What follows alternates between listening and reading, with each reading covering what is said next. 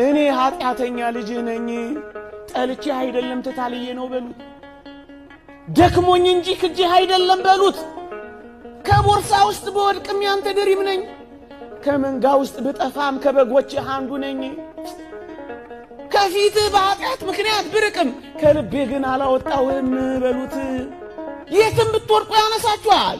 ወገኖቼ ሰይጣን ይሄን ያህል ከጣለን እግዚአብሔር ደግሞ እንዴት እንደሚያነሳችሁ አስቡት። ወደ ማናውቀው ክብር ነው የሚያደርሰን እግዚአብሔር። እየጠበቀን እኮ ነው እግዚአብሔር። ወገኖቼ ወጣቶቹ እመኑት።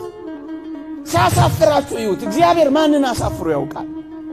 አብርሃምን ነውን? በድህነት ተንከራቶ በባለጠግነት አልመለሰው?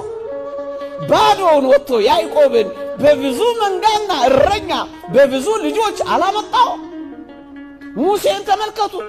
ባዶውን ከድሎት ቤት ወጥቶ የሕዝቡ መሪ፣ የመንጋው አስተማሪ፣ የሕጉ መጋቢ፣ የብዙ ራእዮችና ባለጠጎች አላረገው? ታዲያ የእግዚአብሔር ከኛ ጋር የለም? ወጣቶቹ እመኑት፣ አምልኩትና እመኑት እንጂ እንዳትፈሩ። እመን እንጂ አትፍራ። ብዙዎቻችሁ ፈርታችሁ ኃጢአት እየሰራችሁ እንደሆነ እናውቃለን።